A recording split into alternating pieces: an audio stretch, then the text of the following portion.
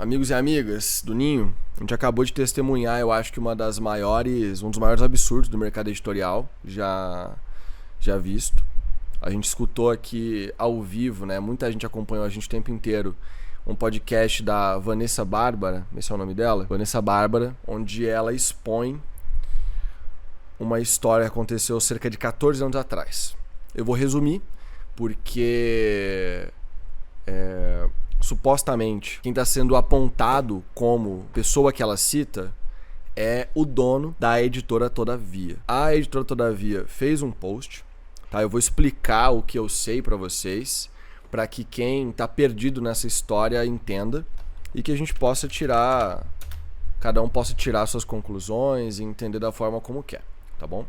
Então, a Vanessa Bárbara, ela participou desse podcast aqui, esse aqui, que é o CPF na Nota, da Rádio Novelo, tá? E nele, ela começou a contar sobre um relacionamento tóxico que ela teve lá atrás, muitos anos atrás,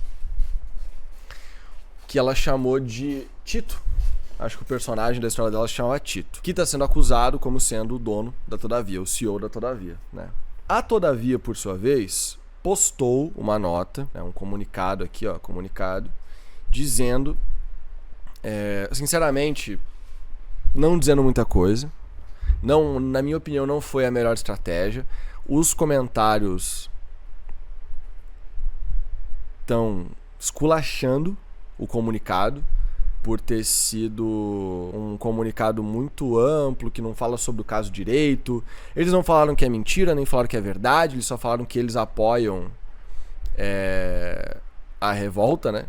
Que eles acham justa a revolta, mas não falaram nada de fato sobre o caso. Então, o que é o caso, Lucas? Então, Vanessa Bárbara contou que ela teve esse relacionamento, onde ela tinha controle sobre tudo que acontecia na vida do marido. Porque, aparentemente, né, segundo ela, ele não tinha muito essa vontade, né? Essa vontade de lidar com nota fiscal, com e-mail, com essas coisas do dia a dia, essas coisas chatas, tipo dobrar uma roupa, né? E ela tinha acesso a tudo. Ela recebeu um e-mail onde ele tinha gasto no cartão de crédito com um motel perto do trabalho dele. Indagou pra ele, deu uma desculpa e ficou por isso mesmo. Aí, isso aconteceu de novo. E aí ela foi lá, confrontou ele e tal, eles brigaram, ele admitiu dessa vez que tinha traído ela. Só que nesse processo de ela fuçar no e-mail dele, começar a se aprofundar, ela descobriu um grupo de e-mails. Um grupo de e-mails de 15 homens que trocavam e-mails falando sobre mulheres com quem eles se relacionavam. Muitas mulheres essas que trabalhavam no meio editorial. A Vanessa Bárbara trabalhava no meio editorial. Ela era amiga de muitas dessas pessoas e não sabia que todo mundo estava sabendo que ela era traída, não sabia como eles falavam sobre as mulheres nesse grupo, né? E aí ela pediu para ele, o Tito, né, da história, ele pediu: o que você quer para me perdoar? E ela pediu para que ele saísse do grupo de e-mails. Que ela viu que lá naquele grupo de e-mails era uma baixaria danada, eles falavam umas coisas absurdas, né? Eles disseram que queriam fazer, isso é um completo absurdo, tá? Eles queriam fazer um rodeio, onde em vez de bois, iam ser mulheres gordas. Segundo a Vanessa Bárbara, tinha essa troca de e-mail, essa intenção deles. E aí ela pediu para ele sair desse grupo. Ele fingiu que saiu, não saiu do grupo e continuou lá, só que com outro e-mail, um e-mail que ela não tinha acesso. Até que um dia, ela estava, obviamente, completamente levada pela essa dúvida, né? De ele tá me traindo, ainda não tá, provavelmente tá. E aí ela conseguiu acessar esse e-mail e começou a descobrir como funcionava essa troca de e-mails. E ali ela descobriu que todos os membros se chamavam de pais. Todo mundo ali era tipo pai, né? Todo mundo era um pai. E quando um deles não tinha mais interesse de ficar com a mulher que eles estavam ficando, ou eles tinham ficado com alguém, que eles denominavam shows no grupo, eles passavam a indicação para um dos outros pais. Então, quando eles estavam cansados da menina, eles indicavam aquela menina para outro cara. Como se fosse uma rede ali de prostituição. Eles eram os gestores disso. Só que as meninas não faziam ideia que elas estavam sendo tratadas como mina do job. Pra elas, né, provavelmente elas só estavam se relacionando com alguém, namorando com alguém, tendo um relacionamento de casamento com alguém, ou só ficando com alguém. Mas lá por trás, esses homens compartilhavam um e-mail sobre o relacionamento sexual que eles tinham, como elas eram, o que elas sabiam fazer, o que elas não sabiam fazer. Para que os outros, quando fossem ter relacionamentos com essas mulheres, usassem esse conhecimento a favor deles, para conseguir conquistar elas mais fácil, para conseguir levar elas para a cama mais fácil. Pelo menos foi isso que deu a entender pela explicação da Vanessa Bárbara. E nesses e-mails também, ela encontrou relatos muito detalhados do Tito sobre o relacionamento deles. Como ele traía ela, as intenções que ele tinha.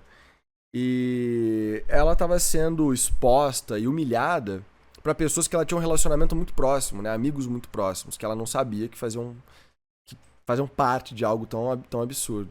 E aí, quando ela confrontou ele, né, e começou a falar sobre isso, muito de leve no Twitter e tal, sem expor com detalhes, sem dar nome aos bois, que até hoje ela não deu nome aos bois, as pessoas que estão ligando, né, o personagem que ela cita com o dono da editora Todavia. É uma coisa suposta, a gente não sabe a realidade das coisas, né. Quando ela começou a falar sobre isso, ela começou a ser cancelada pelo mercado, afastada pelas pessoas, e se tornou uma pessoa muito mais, como ela mesma diz, né, sarcástica, diferente do que ela era naquela época. Além desse caso, que é o mais emblemático da história, porque a gente acompanha uma mulher descobrindo como aqueles homens muito influentes na época, e hoje muito mais influentes ainda, lidavam com as mulheres, e ela era uma dessas mulheres.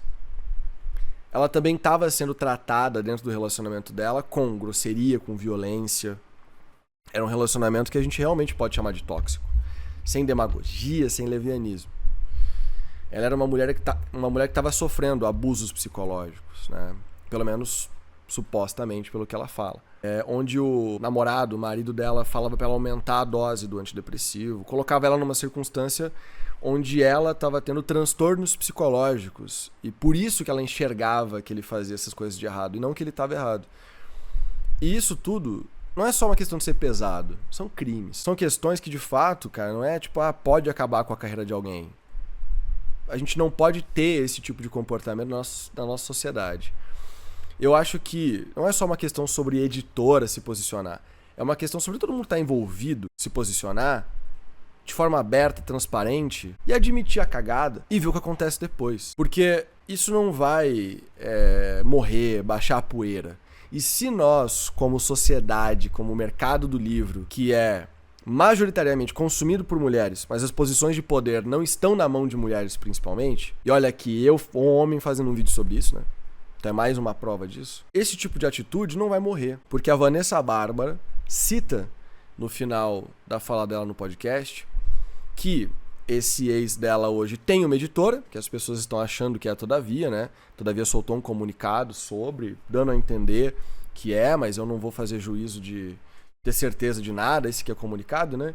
Porque vai saber, e eu não quero tomar processo de ninguém, só tô relatando os fatos que foram ditos, né? As coisas que foram ditas. Só que ela também destacou que os outros homens dessa lista também são editores, são jornalistas influentes, são pessoas que estão por trás de premiações, jurados de grandes premiações.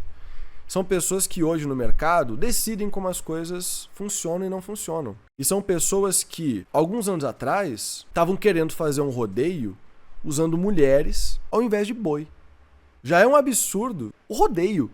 A gente hoje está discutindo o absurdo que é existir rodeio. Esses homens, eles tinham uma visão tão inferior das mulheres que eles conseguiram ter a vontade, o desejo de fazer algo assim.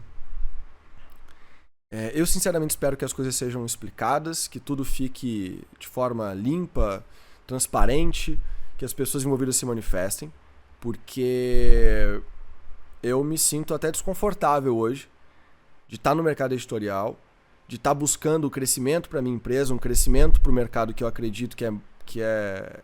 O sonho da minha vida é que esse mercado seja democrático, inclusivo.